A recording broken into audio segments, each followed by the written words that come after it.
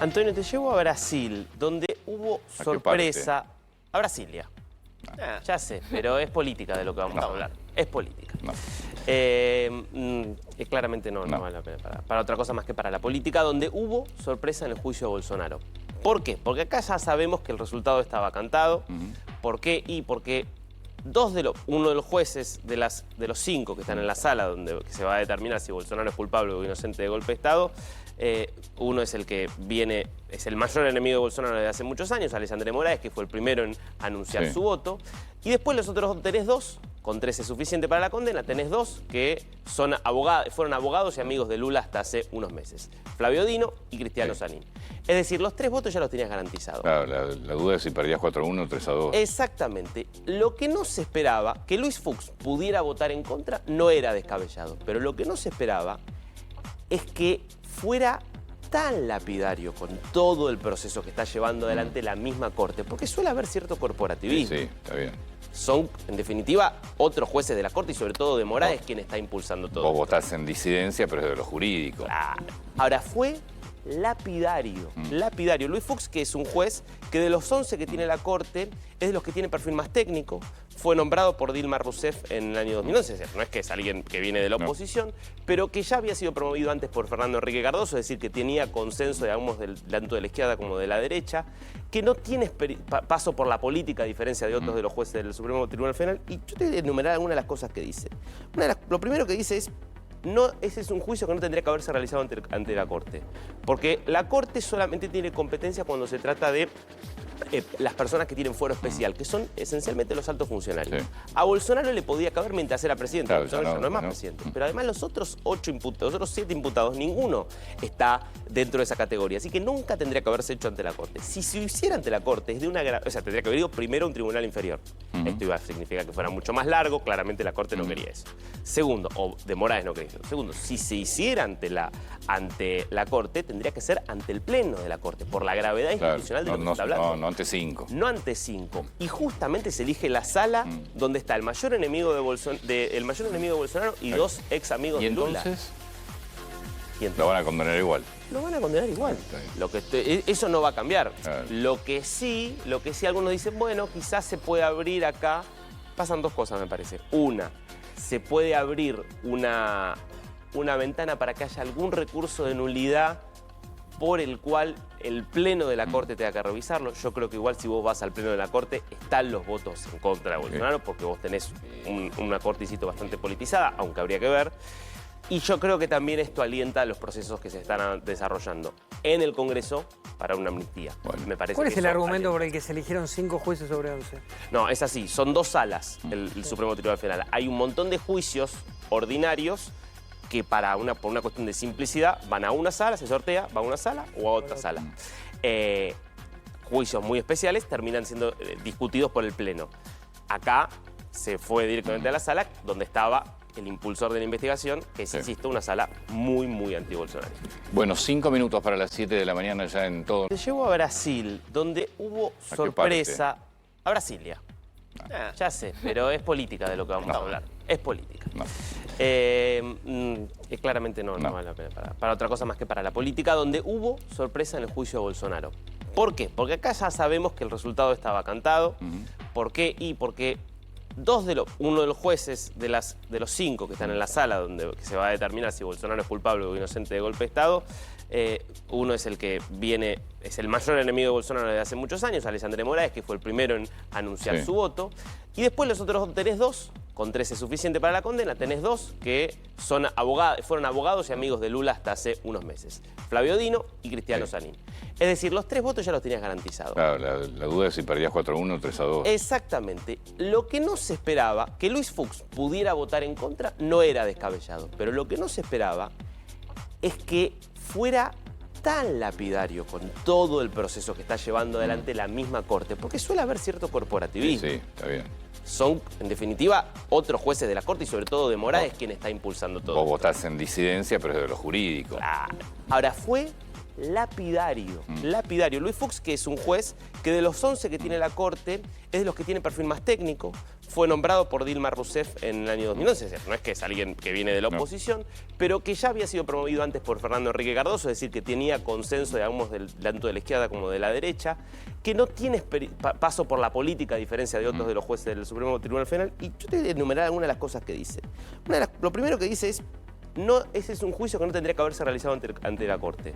Porque la Corte solamente tiene competencia cuando se trata de las personas que tienen fuero especial, que son esencialmente los altos funcionarios. Sí. A Bolsonaro le podía caber mientras era presidente. Claro, Bolsonaro ya no es más presidente. Pero además los otros 7 imputados, ninguno está dentro de esa categoría. Así que nunca tendría que haberse hecho ante la Corte. Si se hiciera ante la Corte, es de una o sea, tendría que haber ido primero a un tribunal inferior. Esto iba a significar que fuera mucho más largo. Claramente la Corte no quería eso. Segundo, o de Moraes no quería eso. Segundo, si se hiciera ante la Corte, tendría que ser ante el Pleno de la Corte, por la gravedad institucional de lo que se está hablando. No ante 5. No ante 5. Y justamente se elige la sala donde está el mayor enemigo de Bolsonaro y dos ex amigos de Lula. ¿Y entonces? Lo van a condenar igual. Lo van a condenar igual. Eso no va a cambiar. Claro. Lo que sí algunos dicen, bueno, quizás se puede abrir acá. Pasan dos cosas, me parece. Una, se puede abrir una ventana para que haya algún recurso de nulidad por el cual el Pleno de la Corte tenga que revisarlo. Yo creo que igual si vos vas al Pleno de la Corte, están los votos en contra de Bolsonaro, porque vos tenés una corte, insisto, bastante politizada, aunque habría que ver. Y yo creo que también esto alienta los procesos que se están desarrollando en el Congreso para una amnistía. Bueno. Me parece ¿Cuál que es el eso argumento alienta. por el que se eligieron 5 jueces sobre 11? No, es así. Son 2 salas el Supremo Tribunal Federal. Hay un montón de juicios ordinarios que por una cuestión de simplicidad van a una sala, se sortea, va a una sala o a otra sala. Juicios muy especiales terminan siendo discutidos por el Pleno. Acá se fue directamente a la sala donde estaba el impulsor de la investigación, que es, insisto, una sala muy, muy anti-Bolsonaro. Bueno, 5 minutos para las 7. Qué lejos ha quedado la cumbre de Alaska, donde se reunían Vladimir Putin, Donald Trump. Parecía que empezaba a desandarse un camino hacia algún tipo de paz en Ucrania, porque ahora estamos hablando de mensajes fuertes de Trump para tratar de responder a la agresión sin precedentes de Rusia, que envió por lo menos una docena de drones a cruzar el espacio aéreo de Polonia, drones que algunos de ellos fueron derribados por la Fuerza Aérea Polaca, en lo que constituye el primer ataque que tiene que hacer la fuerza de un país miembro de la OTAN contra Rusia desde que ha comenzado la guerra en Ucrania. En ese contexto, Trump claramente ratifica y defiende, obviamente, a Polonia, aliado de Estados Unidos y de la OTAN. ¿Qué es esto de Rusia violando el espacio aéreo de Polonia con drones?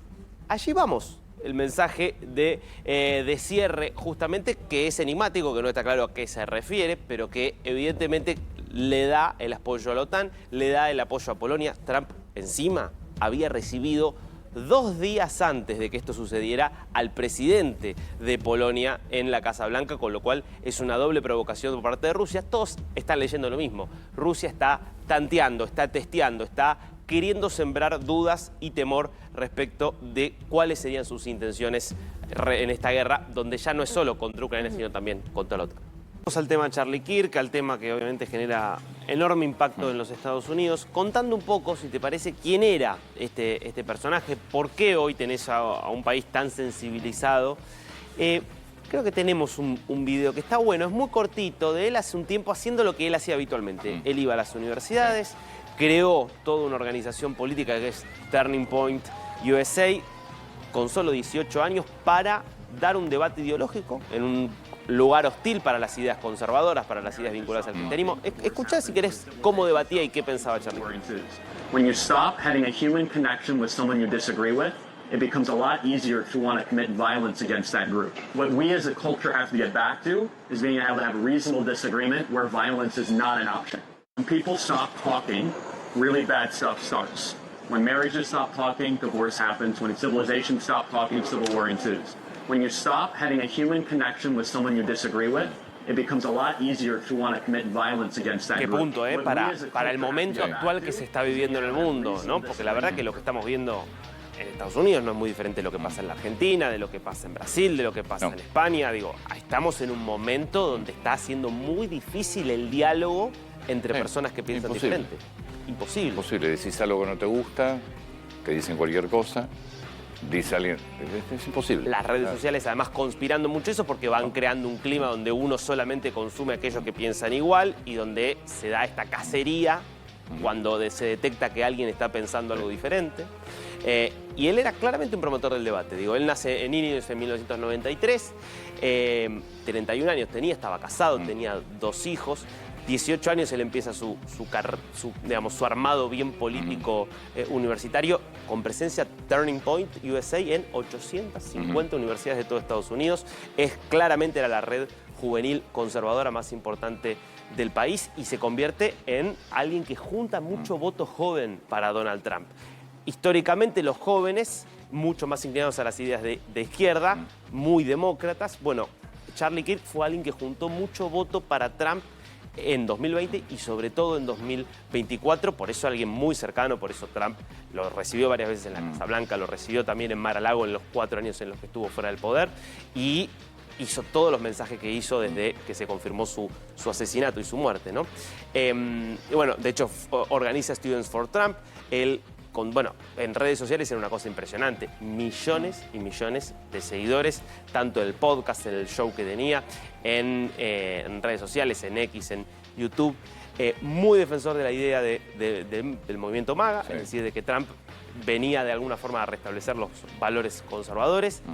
Muy cristiano, muy devoto, muy de una idea de una defensa de la familia tradicional. Lo criticaba mucho porque defendía que las mujeres tenían que tener todo el derecho a decidir no tener una carrera profesional para dedicarse a ser madres y que eso no debía ser cuestionado, digamos, que eso obviamente era de las cosas que más le criticaban sus adversarios ideológicos. Crítico del aborto, muy crítico de la ideología de género, de todo lo que conocemos como el wokismo, que está obviamente muy presente y muy fuerte en las universidades. Y esto, permanentemente, debate, iba. Prove me wrong era uno de sus lemas, ¿no? Como, demostrame que estoy equivocado, conversemos, dialoguemos. Por eso es muy difícil no pensar que esto marca un golpe de alguna forma para un debate que ya está totalmente quebrado en Estados Unidos, donde vos tenés extremos que consideran al otro como una aberración y como alguien que no tiene casi que derecho a existir solamente por sus ideas. Me parece que estamos en una ola de violencia complicada. Con algo que está pasando en Estados Unidos, que es que hay un sector que dice los que piensan diferentes son... no se puede aceptar directamente lo que piensa esa gente y debe ser eliminada. Y lo mismo del otro lado. O sea, estamos ante una destrucción del debate. Esto fue a las 12:20, Utah, una de las universidades en Utah, en la ciudad de Orem. Hacía 20 minutos que estaba hablando justamente de tiroteos masivos, de la violencia armada vinculada también a cuestiones ideológicas a partir de otros casos, porque venimos viendo una serie de una concatenación de hechos, de asesinatos que apuntan justamente a ciertas ideas conservadoras o a defensores de ciertas ideas conservadoras. Acordate que hace un par de semanas